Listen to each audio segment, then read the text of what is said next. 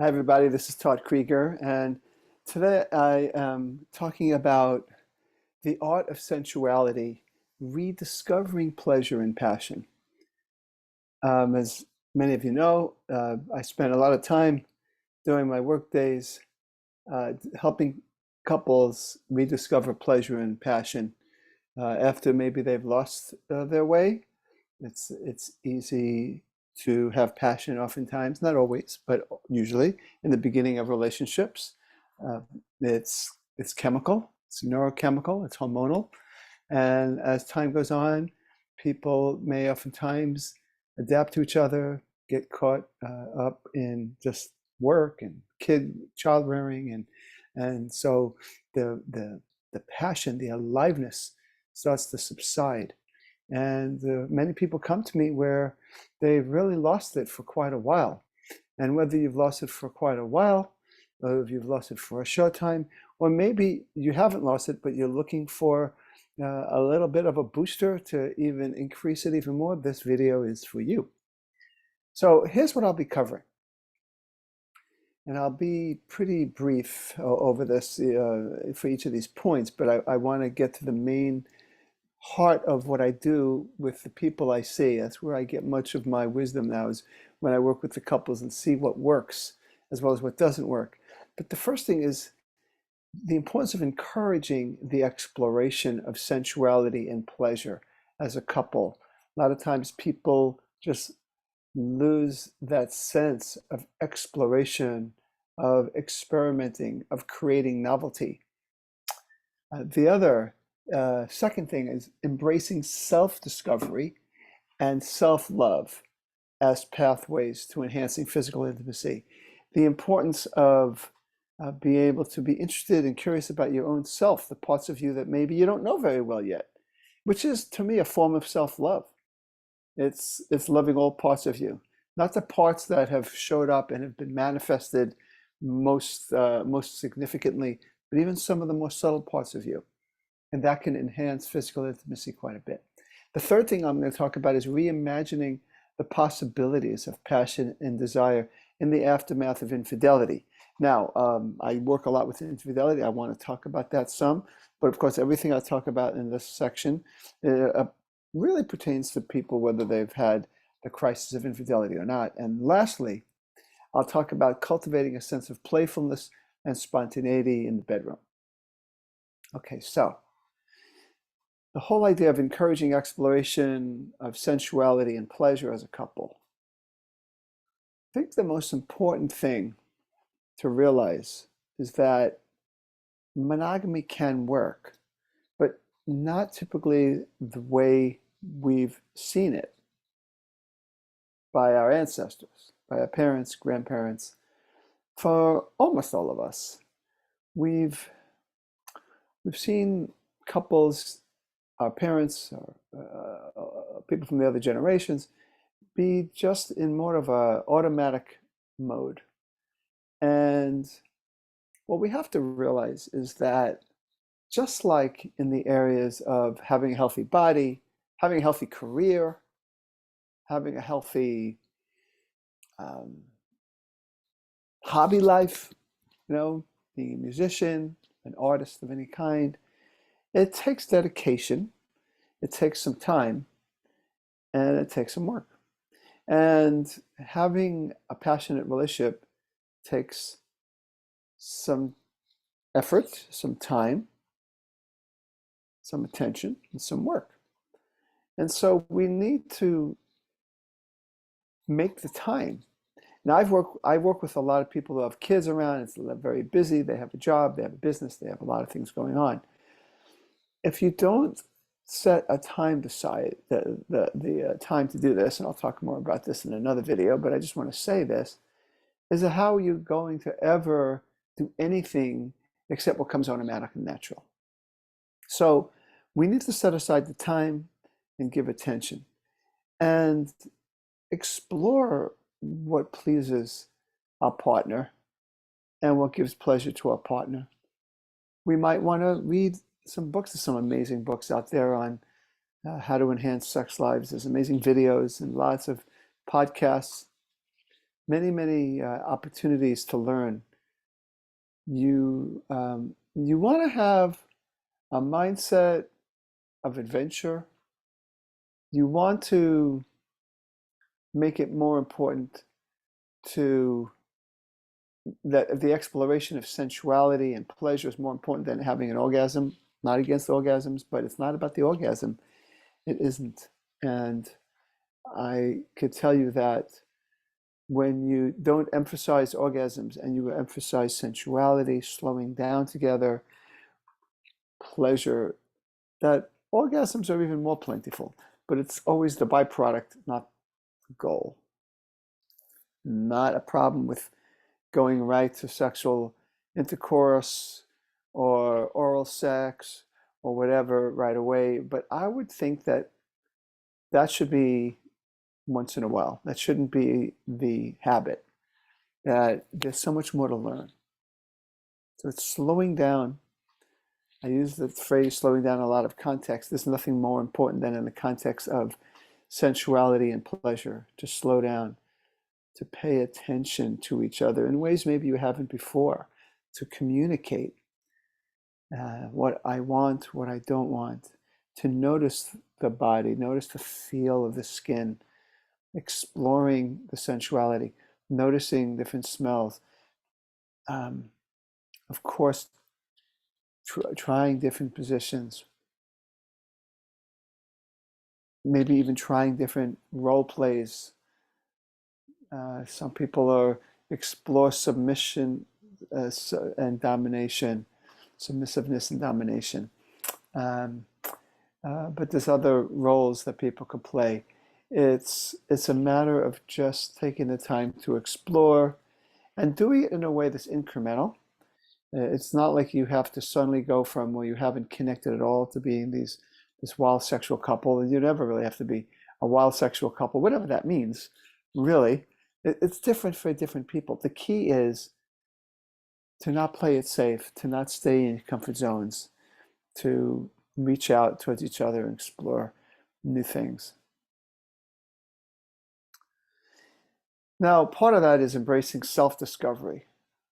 You know, I mean, first of all, the simplest way is what pleases me, what turns me on. To not be afraid to ask yourself, what is it that I want that maybe I've never asked of myself? And of course, then to have the courage to tell your partner. And for the partner to know that they never have to agree to something they don't want to, but at the same time, never judge the other person for sharing that part of them. Because, you know, coming from somewhat still of a puritanical culture that we have, it does more harm than good, because what happens is we're really so diverse, we're so different. Many of us like different things than our partners, almost always. And even over time in our lives, we might want different things and like different things. So it's important to be, in a way, what I call selfish, not self-absorbed, where you only focus on you, but selfish in terms of what do I feel and what do I like. The other part of self-discovery that is very loving, that you could say is self-love, is finding the parts of you that have been left behind and exploring it with your partner. You want to have the kind of relationship where you could explore different aspects of yourself. Give an example. I've worked many times with a couple, let's say, where one person is quite sexually inhibited, the other person not so sexually inhibited, or maybe not sexually inhibited at all. And so the person who's sexually inhibited has a chance to gradually, incrementally start to act out the parts of them that are more sexual. It's got to be something that feels like they're not forcing it, but they're honoring or owning the part of them that might be more sexual, might be more expressive than they have shown before. And I've helped a lot of people who were very shy to learn how to be more open. Obviously, some aspects of this self-discovery and self-love is accepting our flaws. Big problem that can be a block to intimacy with a couple is when people are overly critical. They're judgmental of their own body, of their natural aging process. And we need to come to terms with the fact that we're beautiful and life is beautiful. And as we get older, that's a beautiful thing too. It's just part of life. And to turn the lights on and take your clothes off and expose yourself and, you know, just learning to be human together. And that's also part of self-love. So recognizing what you want sexually, recognizing the parts of you that may not come out all the way. Maybe you're the person who always responds. You get a chance to initiate. Maybe you're always the initiator. You get a chance to sit back and respond to the other person initiating. That's another aspect of it. And then of course, the third is accepting our humanness, our flaws, the aging process, and not hiding our body, just being out there. And again, I want to tell you this, doing things incrementally makes sense. Sometimes you could just make a quantum leap and say, okay, I am not going to insist on having, lights out so you can't see me. I've had that a lot. I'm going to just put the lights on and get over this. But sometimes you need to do things a little more slowly. So however works for you, as long as you're trending towards more self-love and self-acceptance and self-discovery. The third thing that I wanted to talk about, even if it's brief, is reimagining the possibilities of passion and desire in the aftermath of infidelity. So I talk about this a lot in other places, but I want to just say that, as terrible a thing as infidelity is, sometimes that crisis can be an opportunity to enter a new chapter of mature adult love, of mature communication, and mature sexuality, where two people can talk about what they really feel and what they really want, that the parts of the person that betrayed has been hopefully explored and understood, and that they don't have to solve whatever that problem was that they did by having a secret, but that things are open and upfront, and that instead of creating an adventure outside the relationship, the committed relationship, you are now committed to creating an interpersonal and a sexual adventure within your committed relationship. And that it can be very exciting. I can't tell you how many people have told me post-infidelity that they've had the best sex life ever. Again, not saying infidelity is good, it's terrible. And it doesn't always work out so wonderful. But I've had many, many clients, because of their willingness to learn from the crisis, to wake up, that they end up having this aliveness, this passion that they didn't have before. They're more open, they're more honest, they take more chances, they do some of the things I've talked about so far in the video. And that it's just, again, like I've been talking about, exploring what's new and what's possible, not playing life too safe. That's what happens a lot of times. I've seen with this infidelity, the intimate relationship has been sexually too safe. It's not always that way, but a lot of times I've seen that, and people have adventures in secret. Of course, that doesn't work. The last thing is cultivating a sense of playfulness and spontaneity in the bedroom.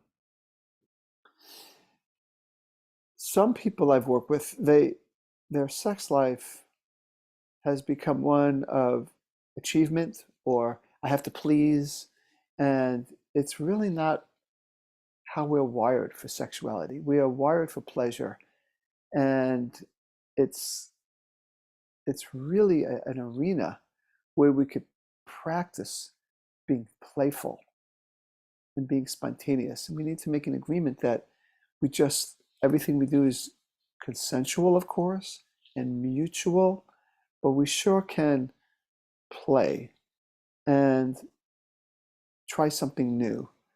And I mean, I tell a lot of the clients to come to me for their sexual problems, and oftentimes I help them learn how to play outside the bedroom. I teach them the importance of dancing with their partner.